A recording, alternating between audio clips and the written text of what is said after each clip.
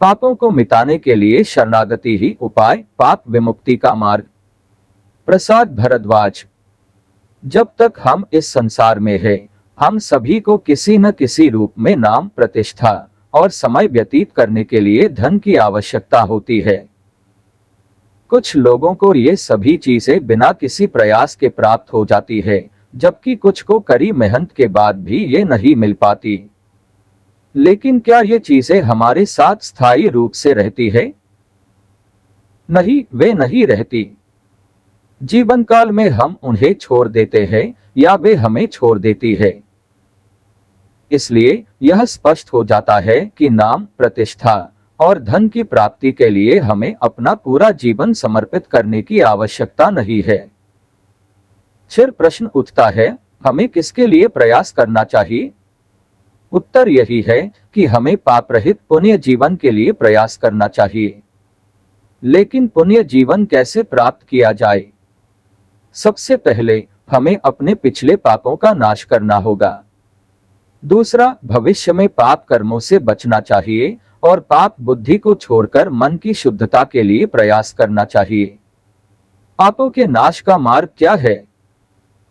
भगवान पर भार छोड़कर यह मानना कि वही हमारा रक्षक है, हर घटना उसकी जानकारी में है, हमारे साथ जो भी अच्छा या बुरा होता है वह उसकी इच्छा से होता है और जो कुछ भी होता है वह हमारे भले के लिए ही होता है।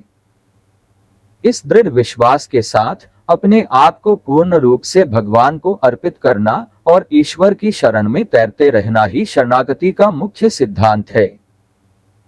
पाप बुद्धि को छोड़ने के लिए हमें हर पल भगवान के चिंतन में लगे रहना चाहिए, उसका नाम जाप करना चाहिए और उसकी पवित्र कथाओं को सुनना चाहिए। सर्वधर्मान परित्यज्य मामेकं शरणं व्रज, हत्वा सर्वपापेभ्यो मोक्षयिष्यामि मा शुचः। सर्वपापेभ्यो मोक्षयिष्यामि, मैं तुम्हें सभी पापों से मुक्त करूंगा। सर्वधर्मान परित्यज्य, तुम सभी धर्मों को छोड़ दो। मामेकं शरणं व्रज, केवल मेरी शरण में आओ। भगवान अर्जुन से ऐसा कहते हैं। इस संदर्भ में सर्वधर्मान परित्यज्य का सही अर्थ समझना महत्वपूर्ण है। गीता में हर जगह व्यक्ति को अपने स्वधर्म को ईश्वरार्पण बुद्धि के साथ निभाने की सलाह दी गई है। तो यह सर्वधर्मान परित्यज्य कहने का अर्थ क्या है? क्या भगवान अर्जुन को सभी कर्मों को छोड़कर कुछ न करने के लिए कह रही है? नहीं, वह उसे समझा रही है कि लक्ष्य की सिद्धि केवल एक कर्म से नहीं हो सकती। कर्म स्वयं लक्ष्य नहीं है। सभी बोझों को मुझ पर छोड़ दो और अनन्य शरणागत हो जाओ। इससे पहले के श्लोक में कहा गया है, मन्मना भव मद्भक्तो मद्याजी मां नमस्कुरु, मामे वैश्यसि सत्यन्ते प्रतिजाने प्रियोसी में। प्रियोसी में कृष्ण परमात्मा अर्जुन से कहते हैं कि सिर्फ अर्जुन ही नहीं, हम सभी उनके प्रिय हैं। इसलिए सत्यन्ते प्रतिजाने, वे जो वचन देते हैं वह हम सभी के लिए है। मामे वैश्यसि, हमें उन सभी को पाना चाहिए। इसका मार्ग मनमना भव, अपने मन को उनकी ओर रखना है।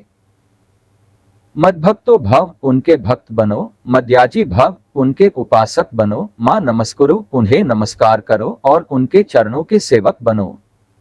जब हम अपने प्रेम की जांच करते हैं, चाहे वह पत्नी के प्रति हो या पुत्र के प्रति, यह वास्तव में आत्म प्रेम में बदल जाता है।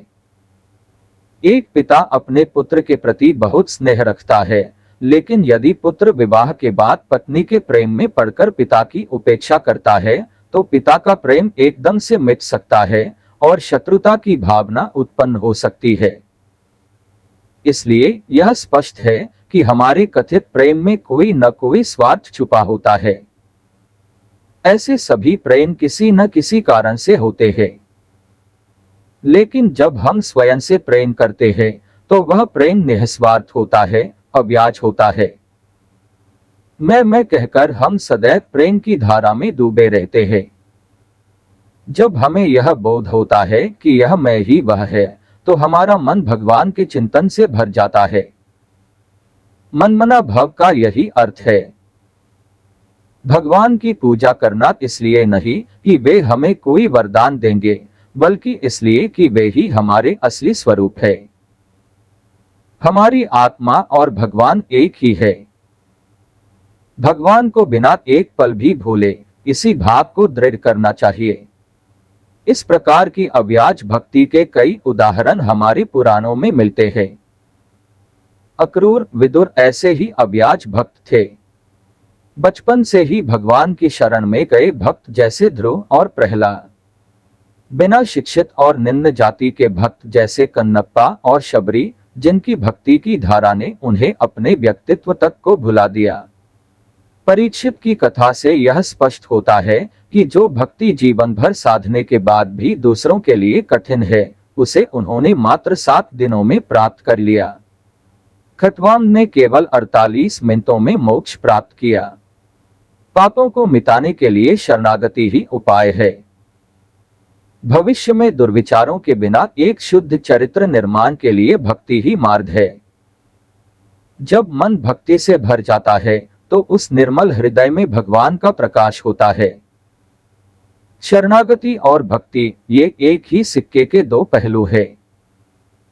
जीवन यापन के लिए सभी को किसी न किसी पेशे का पालन करना आवश्यक है। जब तक हम पेशे में हैं, हमारा मन उस कार्य में लीन रहता है। लेकिन अवकाश के समय में मन पाप विचारों की ओर भटक सकता है। इसलिए पाप विचारों से बचने के लिए हमें उस अवकाश समय को भगवान के चिंतन में व्यतीत करने की आदत डालनी चाहिए।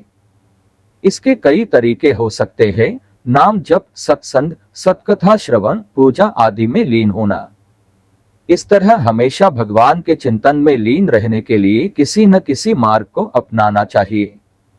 पाप कर्मों को ज्ञानेंद्रियों और कर्मेंद्रियों से बचाकर रखना चाहिए। अगर प्रार्थना करने की आवश्यकता हो तो भी भगवान सर्वज्ञ है। उन्हें सब पता है। उनकी इच्छा अनुसार ही सब हो, इस भावना को स्वीकार करना चाहिए। इस तरह ईश्वर की शरणागति और भक्ति को अपनाने से ईश्वर का प्रसाद हमें अवश्य प्राप्त होगा। देखने वाले सभी दिव्य आत्माओं को शांति और प्रेम का आशीर्वाद मिले। देखने और समझने के लिए धन्यवाद। लाइक करें, सब्सक्राइब करें और अपने प्रियजनों के साथ साझा करें। भविष्य के पोस्ट नोटिफिकेशन के लिए बेल आइकन दबाना न भूलें।